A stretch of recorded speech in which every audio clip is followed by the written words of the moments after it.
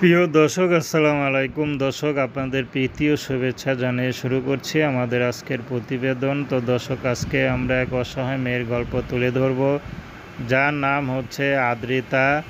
আদ্রিতার বিয়ে শাদী হয়নি। আদ্রিতা থাকে তার চাচা চাচির কাছে, কারণ আদ্রিতার মাটা মারা যাওয়ার পর তার বাবা আরেকটি বিয়ে করে চলে যায়, তাদের আর কোনো খোঁজ খবর নেয় না। তো চাচা চাচি তাদের বড় করেছে। তো বড় করলেও যে আরামে আছে তা না। চাচি তাকে দিয়ে ঘরে সব কাজ কাম করায়, তাকে দিয়ে বুয়ার মতো খাটায়।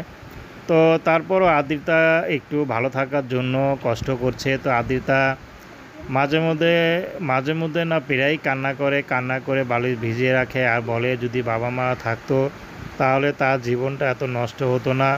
তো এই নষ্ট জীবনটা যদি কেউ গুছিয়ে দেয়, সে যেমন মনের মানুষ হোক, যেমন পরিবারের মানুষ হোক, আদ্রিতা তাকে বিয়ে শাদী করবে। তো আদ্রিতা দেখতে মাশাআল্লাহ খুব সুন্দর। আদ্রিতা যে ছবিটা তুলেছে এটা ছিল তার ঈদের ছবি। ঈদের মধ্যে আদ্রিতা এই ছবিটা তুলেছিল, সেটাই দিয়েছে। তো আদ্রিতা চাচ্ছে একটা ভালো মনের মানুষ যে তার এই সুখে দুঃখের মাঝে তাকে পাশে থেকে তাকে এখান থেকে নিয়ে যাবে, তাকে আদ্রিতা বিয়ে করবে। কারণ চাচা চাচি কখনও তার ভবিষ্যৎ নিয়ে চিন্তা করেনি আর করবেও না।